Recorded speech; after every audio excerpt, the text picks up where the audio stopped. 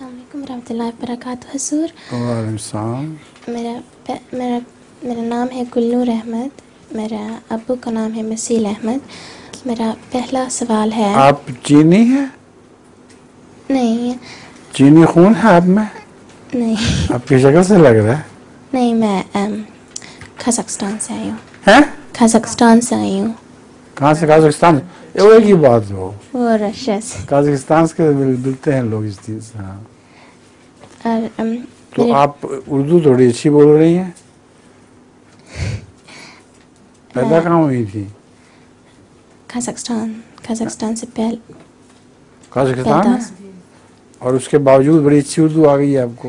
نہیں، میں نے پاکستان جائی تھی 2 پاکستان رہ کر سیکھی ہے. جی. 2 مہینے میں. صرف جی 2 مہینے میں سیکھ لی ہے. جی جی. بڑی ذہین بچی ہیں آپ. شکل.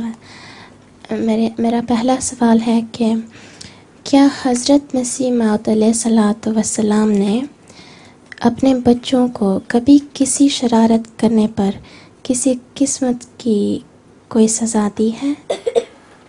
ہاں، یہ سوال جو ہے بڑا اہم ہے. حضرت مسیح موعود علیہ الصلوۃ والسلام نے غالباً ایک موقع پر سزا دی تھی جبکہ ان سے قرآن کریم گر گیا یا اس قسم کا واقعہ یاد ہے تمہیں فائدہ؟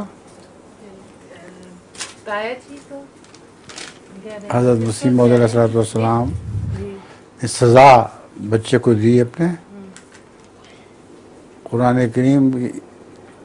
جی وہ مرزا شریف احمد پہ شاید یا مرزا مبارک احمد، ان دونوں میں سے کسی کے قرآن کریم گرانے سے یا وہ گر گیا تھا یا اس طرح. اس قسم کا واقعہ ہے جو مجھے پورا یاد نہیں ہے، نہ میری بیٹی کو یاد ہے، مگر سزا دی ہے قرآن سے تعلق میں.